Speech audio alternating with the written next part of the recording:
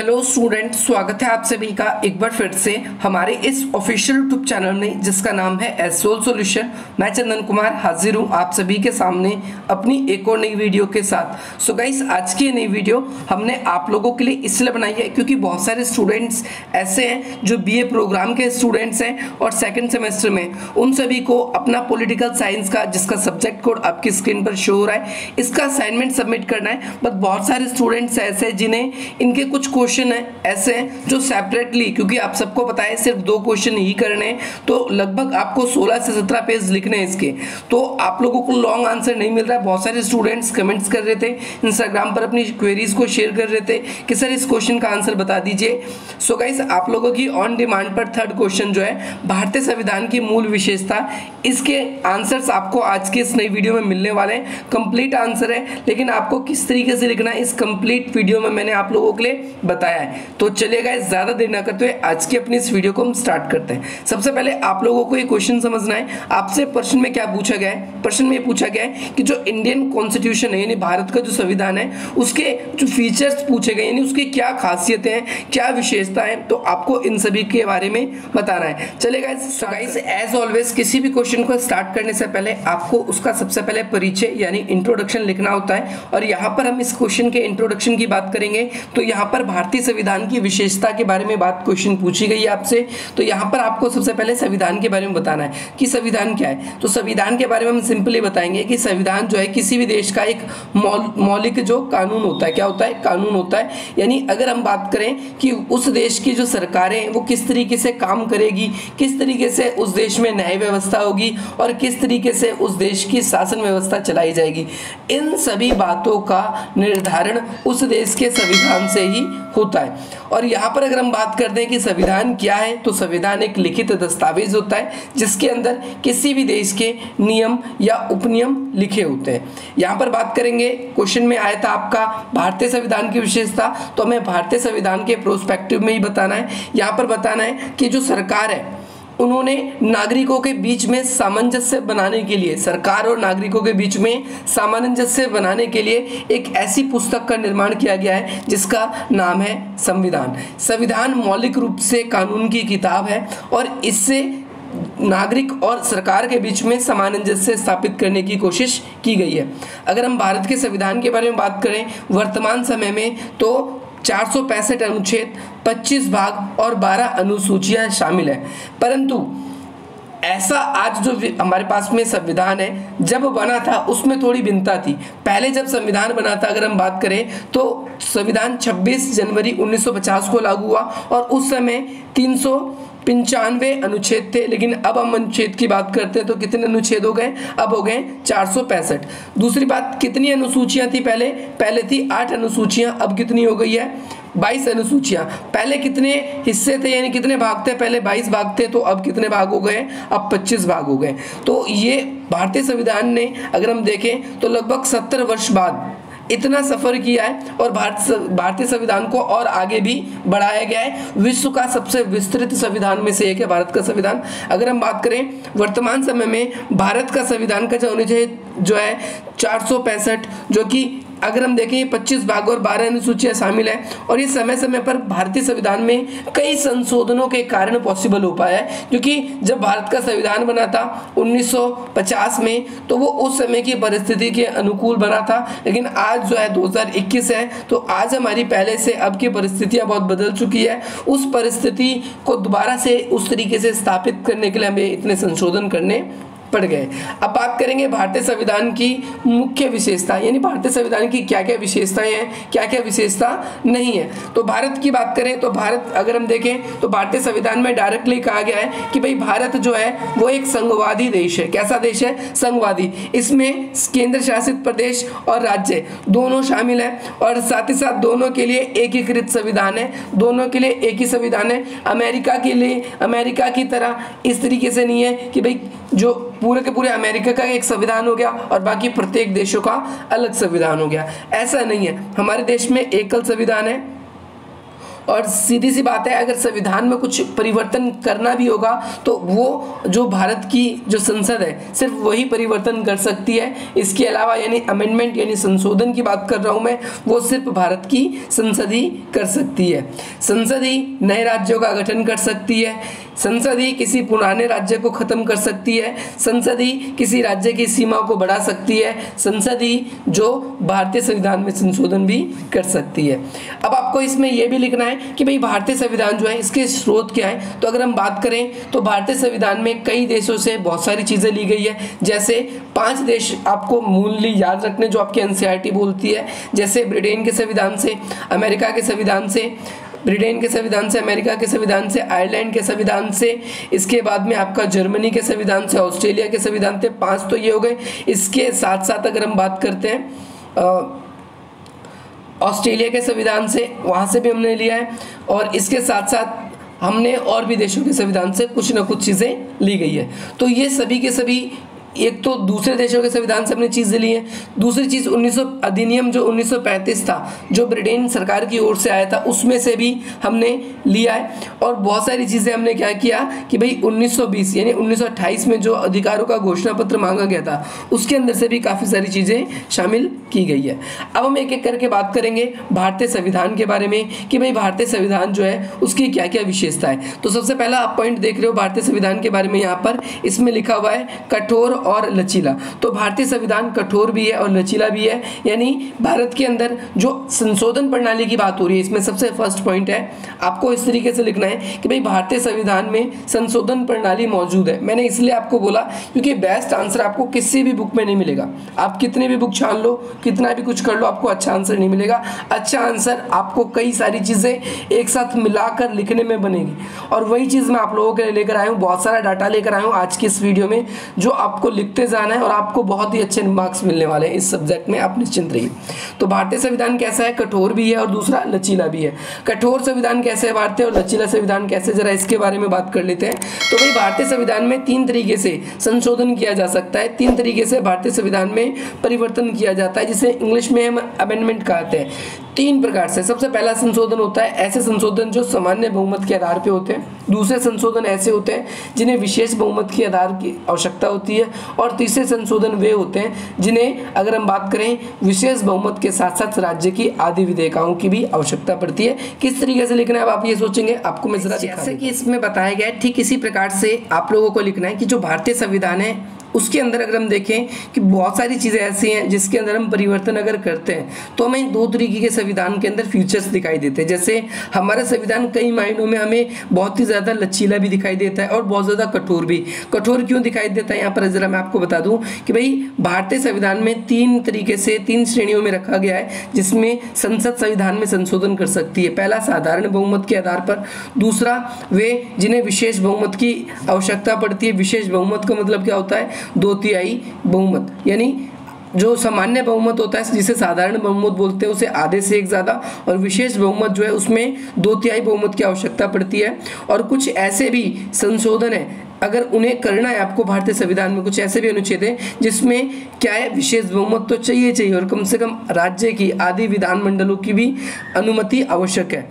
ठीक है, आप लोग इस बात का ध्यान रखेंगे, आपको सिर्फ यहीं तक लिखना है, इसके अंदर आवश्यक है। तो ये भारतीय संविधान का पहला फीचर आपने देखा, पहली विशेषता देखी भारतीय संविधान की। चलिए अब हम आपको दूसरी विशेषता है भारतीय संविधान की। अगर आप देखेंगे कि भाई धर्मनिरपेक्ष, यानी भारत जो है वो एक धर्मनिरपेक्ष देश है।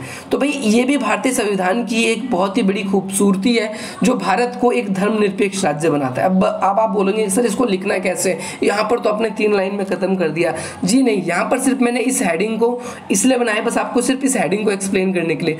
असली आंसर जैसे मैंने अभी आपको बताया वैसे लिखना है आपको, वहां पर से मैं आपको बताऊंगा कितना लिखना है। तो धर्मनिरपेक्ष शब्द का मतलब ही होता है यानी इसको हम इंग्लिश में वैसे तो सेकुलरिज्म बोलते हैं, यानी जो सेकुलर हो, किसी भी धर्म का पक्षपात ना करे, उसे बोलते हैं हम धर्मनिरपेक्ष। तो भाई धर्मनिरपेक्ष शब्द जो देश में, हमारे देश में हम देखते हैं कि सभी धर्मों को एक समान दर्जा प्राप्त है। बेशक से किसी धर्म के व्यक्ति की संख्या कम हो, लेकिन उसके साथ किसी भी आधार पर भेदभाव नहीं किया जाएगा। इसके साथ साथ सभी धर्मों के साथ एक जैसा व्यवहार किया जाएगा। चलिए अब हम बात करते हैं भारत एक धर्मनिरपेक्ष राज्य है या नहीं। अब ये संविधान के अकॉर्डिंग भी मैं आपको शो गाइस नाउ यहाँ पर अब आप समझना इस चीज को, यानी भारतीय जो राज्य व्यवस्था है, जो भारत है वो धर्मनिरपेक्ष है कि नहीं। देखिए सबसे पहली बात, भारत का जो संविधान है, भारत में शासन व्यवस्था किसके अकॉर्डिंग चलती है, संविधान के अकॉर्डिंग चलती है।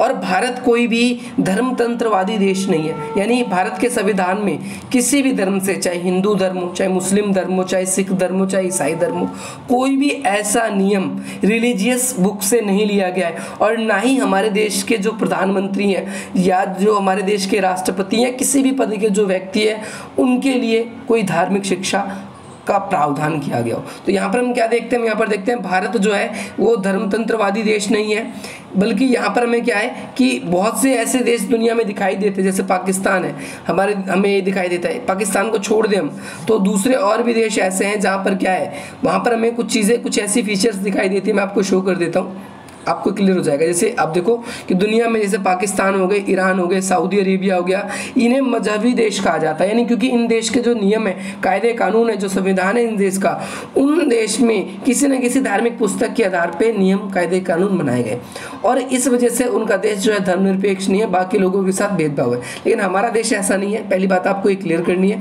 दूसरी चीज़ अगर हम बात कर दें तो यहाँ पर जो भारत में जो धर्म है वो व्यक्तिगत माना जाता है। भारत के अंदर कौन व्यक्ति कौन सा धर्म अपनाएगा, कौन सा धर्म त्यागेगा, ये व्यक्ति तय करता है, ना कि हमारी सरकार तय करती है।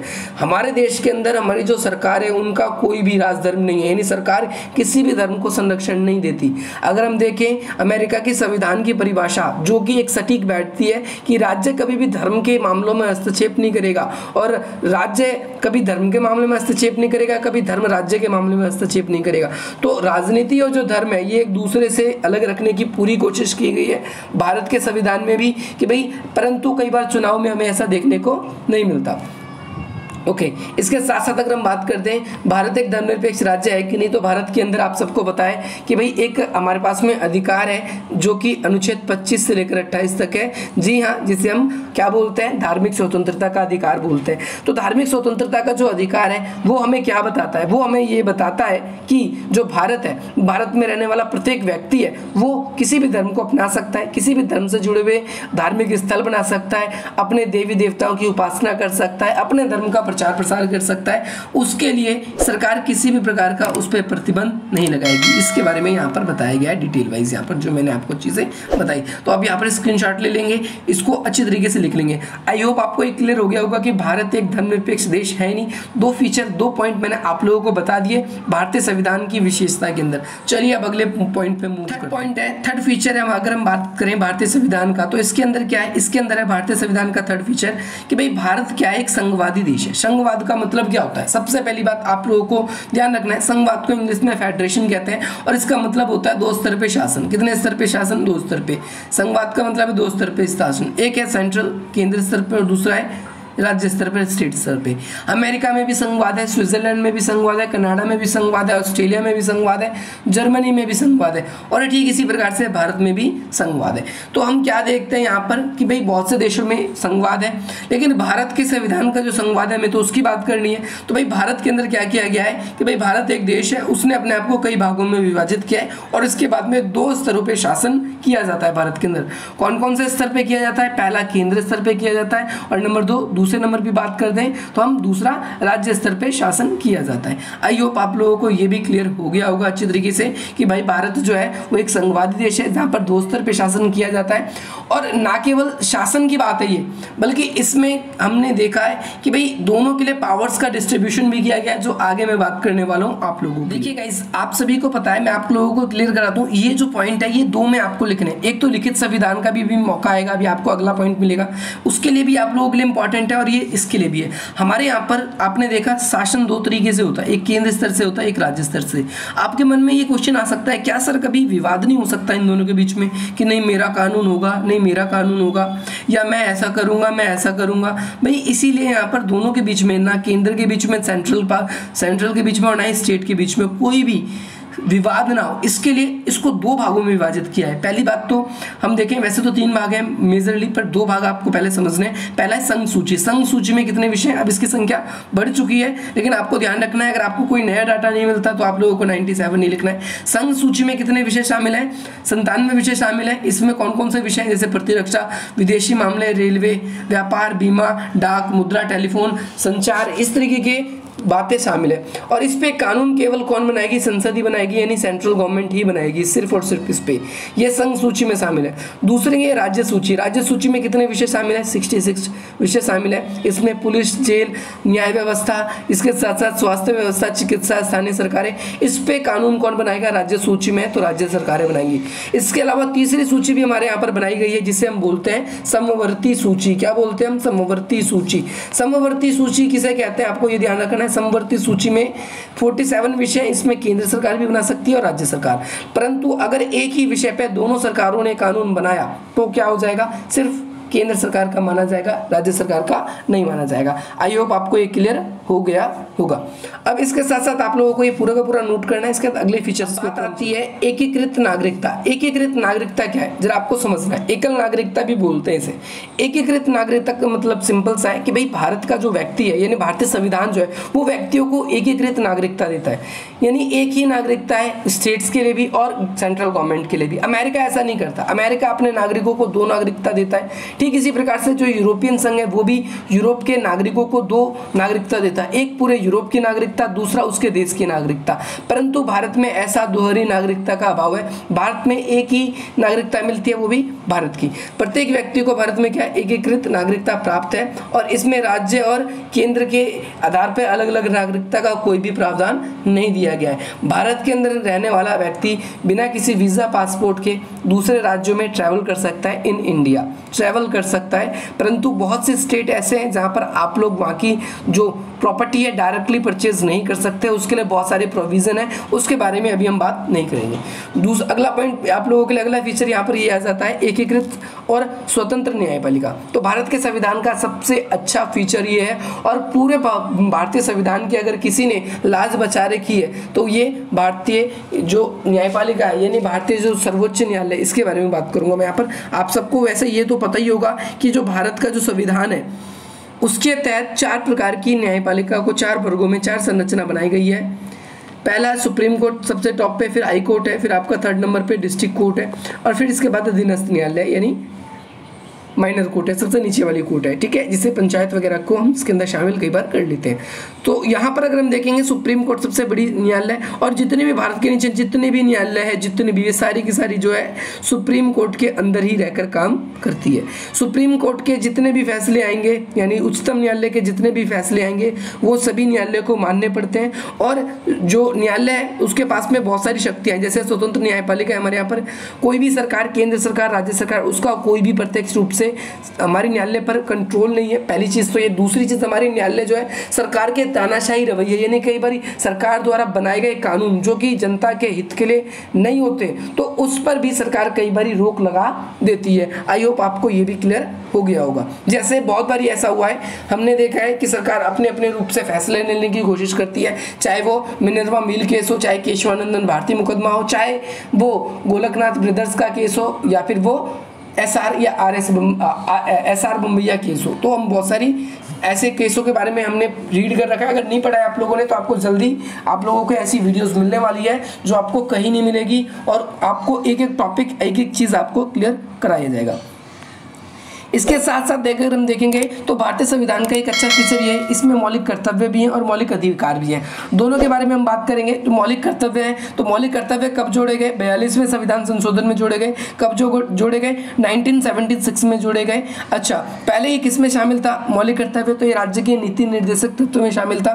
और हम बात करें तो ये क्या बन गया है? ये भाग 4A बनाया गया है, और ये किस में दिया गया है? अनुच्छेद 51A में। आपको ध्यान रखना है, तहत कितने मौलिक कर्तव्य जोड़े गए थे? 10 मौलिक कर्तव्य जोड़े गए थे, आप सभी को पता होगा।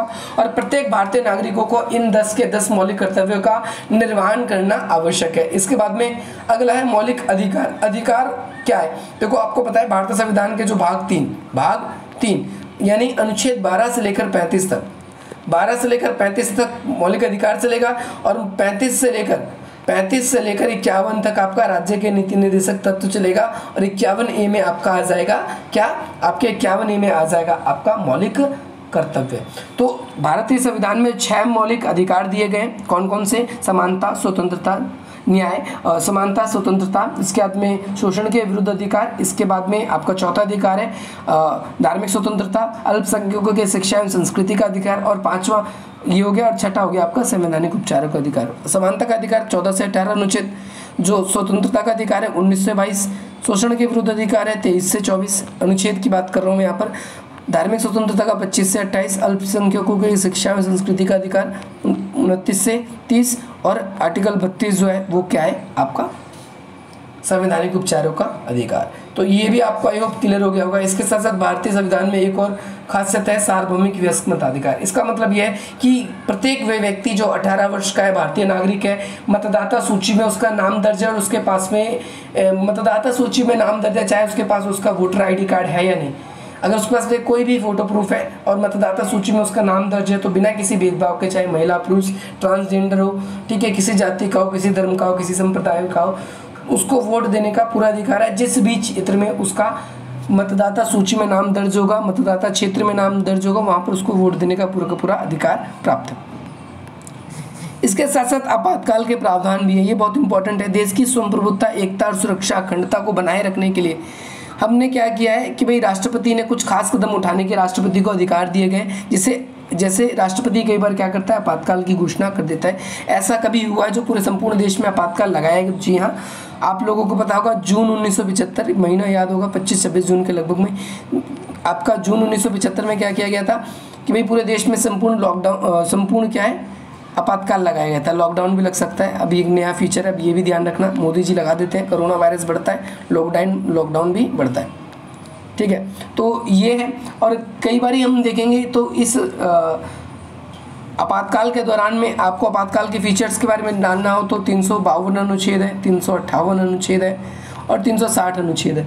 आपको इन तीनों आर्टिकलों को याद रखना है कि भाई एक तो सशक्त विद्रोह के टाइम पे, एक बाहरी आक्रमण के टाइम पे, और एक क्या है जब देश के अंदर शासन व्यवस्था ठीक ढंग से चल नहीं रही हो और आर्थिक व्यवस्था भी बेकार हो, तो उस समय भी 3 तरीके से आपातकाल लगाया जा सकता है। आपातकाल के समय जो है प्रधानमंत्री है और जो राष्ट्रपति है उनके इलेक्शन को आप चुनौती नहीं दे सकते, कोई भी सुप्रीम कोर्ट अब उसको चुनौती नहीं दे सकती। ये हमारी इंदिरा गांधी जी द्वारा बनाया गया संविधान में एक नया संशोधन है। आई होप आप लोगों ने 12th क्लास में इसको पढ़ा होगा। आई होप आपको ये पूरी की पूरी वीडियो क्लियर होगी और मेरे ख्याल से मैंने आप लोगों को इतना डाटा दे दिया है कि आप लोग काफ़ी कुछ लिख सकते हैं। इसके साथ साथ आप लोगों के लिए कुछ और भी है। मैं आपको देखिए अगला जो फीचर है इसका वो लिखित संविधान का है। तो आप ये पॉइंट भी डाल सकते हो कि भाई भारतीय संविधान जो है वो पूरी दुनिया का सबसे विशिष्ट यानी सबसे खास संविधान में से एक माना जाता है, क्योंकि दुनिया का सबसे बड़ा लोकतांत्रिक देश का संविधान है। इसके अंदर केंद्र राज्य की शक्तियों का